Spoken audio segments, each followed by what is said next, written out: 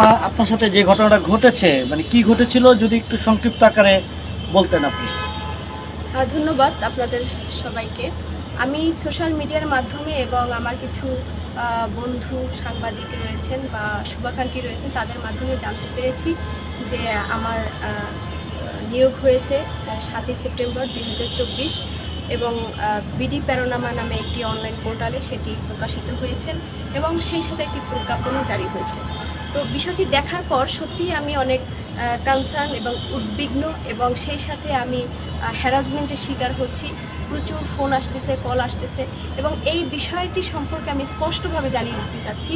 আমি আমার Facebook page এবং ফেসবুক আইডির মাধ্যমে জানিয়েছি পোস্ট করে যে এটি টোটালি ভুয়া এবং অসত্য, এর সাথে আমার কোনো সম্পর্ক নেই এবং এ ব্যাপারে আমি জ্ঞাত নেই। তো তারপরে হচ্ছে গিয়ে নানাভাবে বিবৃতি পর্যন্ত টোটালি মিথ্যে একটি অসত্য একটি নিউজ তারা প্রকাশ করেছেন। দেখেন, আমার জায়গা থেকে আমি বিষয়টি ক্লিয়ার করতে চাচ্ছি এইভাবে যে আমার ৫ তারিখে বিয়ে হয়েছে, আমি ৯ তারিখে আমার শ্বশুরবাড়ি থেকে আমি ঢাকায় এসেছি। আমি ৭ তারিখে তো ঢাকায় ছিলাম না এবং আমি এই ব্যাপারে টোটালি আমি কিছু জানি না। এবং আমার ২টা পরিবারই এখন আমরা বিব্রত এবং সেখানে আমার স্বামীর নাম পর্যন্ত ভুল দিয়েছে। মানে হোয়াট ইজ দিস? মানে এই বিষয়টা নিয়ে সত্যিই আমি খুবই আমি বিব্রত এবং আমি মনে করি আমার মানহানি করা হয়েছে। একটি শ্রেণী আমার পিছনে লেগেছে, রাজনৈতিকভাবে আমাকে হ্যারাসমেন্ট করার জন্য এই অসুস্থ প্রতিযোগিতায় নেমেছেন এবং আমাকে নানাভাবে কূটকৌশল করে পরাস্ত না করতে পেরে হলুদ সাংবাদিকতার মধ্য দিয়ে আমাকে আসলে অপমান অপদস্থ দেশের মানুষের কাছে এবং সারা বিশ্ববাসীর কাছে আমার সম্মান হেয় করার জন্য, মান ক্ষুণ্ণ করার জন্য, আমার মানহানি করার জন্য এই চক্রান্ত একটি শ্রেণী করছে বলে আমি মনে করছি। আপা, যে আমরা যে নিউজটি দেখলাম সেখানে উপদেষ্টা নাহিদকে জড়িয়ে আপনাকে নিয়ে একটি নিউজ করা হয়েছে। তো আসলে সে বিষয়ে আপনি কোনো আইনগত পদক্ষেপে যাবেন কিনা?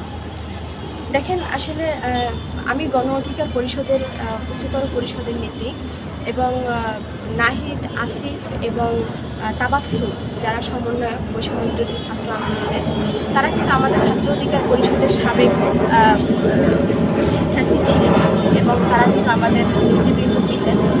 তো সেই জায়গা থেকে ওদের সাথে আমার একটা ভালো সম্পর্ক। তো ওরা যখন আসলে গুম হয়ে গিয়েছেন, ২১শে জুলাই যখন অসুস্থ হয়ে হাসপাতালে এসেছেন, তখন আসলে ওদের সাথে পরিবারের ওরকম কেউ ছিলেন না, বলেছে ওরা আপডেট জেনেছে এইভাবে করে। তো যখন একটা যুদ্ধ হয় সেই প্রেক্ষাপটে অনেক সময় চেঞ্জ হয়ে গেছে। ধরেন ১৯৭১ সালে বঙ্গবন্ধু কি বলেছেন যে আপনাদের হাতে যার কাছে যা কিছু আছে তাই নিয়ে শত্রু মোকাবিলা করেন। তো সেই ৭১ সাল তো চলে গেছে, আপনি চাইলেই তো এখন আপনি অস্ত্র নিয়ে রাজপথে নামতে পারবেন না, তাহলে তো আপনার বিরুদ্ধে মামলা হয়ে যাবে। কিন্তু তখন যদি নামতেন তখন আপনি মুক্তিযুদ্ধ ছিলেন। তো ওই সময়টা আসলে প্রেক্ষাপটটা আলাদা, সেইটাকে আপনি ওইভাবে করে প্রেজেন্ট করতে পারবেন না। তো ওই প্রেক্ষাপটে আমার ওই সিদ্ধান্তটা নেওয়া খুব জরুরি ছিল, নাহিদের ভালোর জন্য, দেশের ভালোর জন্য, আন্দোলনের সফলতার জন্য। যার কারণেই নাহিদরা বেঁচে আছে বলেই আজকে ৫ই আগস্টের মতো একটি সফলতার মুখ আপনারা দেখতে পেয়েছেন এবং ৫ই আগস্টে আমরা বিজয় ছিনিয়ে আনতে পেরেছি। চাপা, জুলাইয়ে যে ছাত্র রাজপথে নেমেছিল, আমরা দেখেছি জুলাইয়ের আগে 2018 থেকে সম্ভবত আপনারা এই দাবিটা নিয়ে রাজপথে ছিলেন। ২০১৮ সাল থেকে কোটা সংস্কার আন্দোলন শুরু হয় এবং গণ অধিকারের জন্ম কিন্তু কোটা সংস্কার আন্দোলনের মধ্য দিয়ে। তো সেই জায়গা থেকে ঢাকা বিশ্ববিদ্যালয় থেকে আসলে আমাদের কোটা সংস্কার আন্দোলন শুরু হয় এবং তারই ধারাবাহিকতা ধরে যখন এই প্রজ্ঞাপন জারি করা হয় যে কোটা সংস্কার আন্দোলন করার দরকার নেই, এটা কোটা বাদ দেওয়া হয়েছে, তখন কিন্তু আমরা বিষয়টি স্টপ করে দিয়েছিলাম। কিন্তু সেটি আবার কিন্তু হাইকোর্টের ঘাড়ে বন্দুক রেখে এই বিগত দিনের ফ্যাসিস্ট সরকার, শেখ হাসিনার সরকার, আওয়ামী সরকার কিন্তু আবার সেটি পুনর্বহাল করছে। সেই দাবানলটি কিন্তু আবার ঢাকা বিশ্ববিদ্যালয়ে শুরু হয়েছে। এই স্ফুলিঙ্গ সারা বাংলাদেশে ছিটিয়ে পড়েছে এবং রক্তের মাধ্যমে, শহীদের মাধ্যমে আসলে এই আমাদের দাবি দেওয়া পূর্ণ হয়েছে এবং শহীদের রক্তের বিনিময়ে আপনাদের ত্যাগ, আমাদের ত্যাগ, সকল আপামর জনগোষ্ঠীর ত্যাগের মধ্য দিয়ে আমরা ৫ই আগস্ট পেয়েছি। তো 2018 থেকে 2024 পর্যন্ত আপনারা বিজয় অর্জন করতে পেরেছেন এবং এই যে আমাদের যে ছাত্র জনতা রয়েছে তাদের মাধ্যমে নতুন করে দেশ স্বাধীন হয়েছে।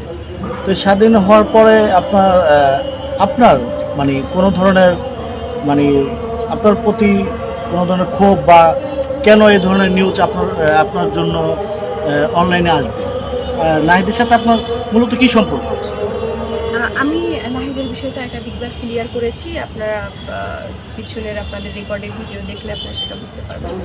তো এটা নিয়ে বলছি না, এখন আমার প্রতি কেন ক্ষোভ? দেখেন, বাংলাদেশের রাজনীতির একটা কালচার হচ্ছে গিয়ে প্রতিপক্ষকে ঘায়েল করা, তাকে অসম্মানিত করা। এটি একটি ব্যাড কালচার গ্রো করেছে। এটি সহজে এটা আসলে ব্লার হবে না, সহজে যাবে না, মোছা এত সহজ না। তো কিছু মানুষ থাকে, তারা হচ্ছে গিয়ে অন্যের পায়ে পাড়া দেয়া বা রাজনৈতিক দিক থেকে যদি প্রতিদ্বন্দ্বী হয় তাহলে সেক্ষেত্রে তাকে হেয় করা, হেয় প্রতিপন্ন করা, এভাবে করে আসলে হাতে না মেরে অসত্য ঘটনা প্রকাশ করে তাকে ইজ্জতে মারা। বিষয়টা হচ্ছে এরকম। তবে বিডি প্যারোনামা যেটি করেছে এটি অত্যন্ত ঘৃণ্য কাজ করেছেন, এবং আমি মনে করি রাজনৈতিকভাবে আমার সম্মান ক্ষুণ্ণ করার জন্য, মানহানি করার জন্য একটি গোষ্ঠী প্রোপাগান্ডা ছড়াচ্ছে এবং আমাকে সমাজের কাছে, মানুষের কাছে, দেশের কাছে আমাকে ছোট করে দিচ্ছে এবং আমাকে মানুষের কাছে হেনস্থা করার জন্য, আমার রাজনৈতিক পরিসর ছোট করার জন্য, ক্ষুদ্র করার জন্য এটি একটি অপচেষ্টা। এবং আমি মনে করি আপনাদের মাধ্যমে আমরা জনগণের কাছে পৌঁছে যাব এবং আমার এই বার্তাটি পৌঁছে যাবে এবং সেই সাথে মানুষের কাছে ক্লিয়ার হয়ে যাবে আপনাদের মাধ্যমে যে এটি একটি ভুয়া নিয়োগ ছিল এবং এটি টোটালি অসত্য ছিল। এই নিয়োগের সাথে এবং এই প্রজ্ঞাপনের সাথে ফাতিমা তাসনিমের কোনো ধরনের সংস্রব নেই। আমরা জানি আপনি দেশের বাইরে ছিলেন, তবে অসুস্থ ছিলেন, আপনি ট্রিটমেন্টের জন্য গিয়েছিলেন। সেটাকে কেন্দ্র করে এই ধরনের একটি নিউজ প্রচার হতে পারে কিনা আপনার কি ধারণা রয়েছে? আমি শারীরিক কিছু জটিলতায় ভুগেছিলাম, যা নিজেকে ভাবছি। সেখানে আমি ট্রাকে সকল জনগণকে ট্রাকের পক্ষ থেকে সালাম জানাচ্ছি এবং সেই অনুযায়ী কাজ করছি। তো সেখানে যারা প্রতিদ্বন্দ্বিতা করছে বা করবে, আসলে তাদের এটি একটি নীল নকশা হতে পারে বলে আমি আশঙ্কা করছি। এবং কিছু কিছু মানুষ আছে যারা অন্যের ভালো দেখতে পারে না, তো সেই জায়গা থেকে, বা যারা বিগত দিনে ছাত্রলীগ, যুবলীগ করেছে, আওয়ামী লীগ করেছে, তারা তো বিভিন্ন ছদ্মবেশে ফিরে এসেছেন, কোনোভাবেই আমাদেরকে ঘায়েল করতে পারেনি। হয়তো বা এই কিছু কিছু সাংবাদিক, কিছু কিছু অনলাইন পোর্টাল, তারা পয়সার বিনিময়ে কিনে তারা আমাদেরকে অসম্মান করছে বলে আশঙ্কা করছে। আচ্ছা আপা, আমি ছোট্ট একটু প্রশ্ন করব, সেটি আপনি ইতিমধ্যে ক্লিয়ার করেছেন, আরেকটিবার যদি ক্লিয়ার করতেন। আপনি বলেছেন ক্লিয়ার করেছেন, আরেকটিবার যদি ক্লিয়ার করতেন। আপনি বলেছেন 5 তারিখে আপনার বিবাহ হয়েছে, তো আপনি কি মনে করছেন কিনা আপনার এই যে 5 তারিখে বিবাহ হয়েছে, আপনার স্বামীর নামটাও তারা ভুল প্রচার করেছে, এতে করে আপনার মানহানি হচ্ছে কিনা? অবশ্যই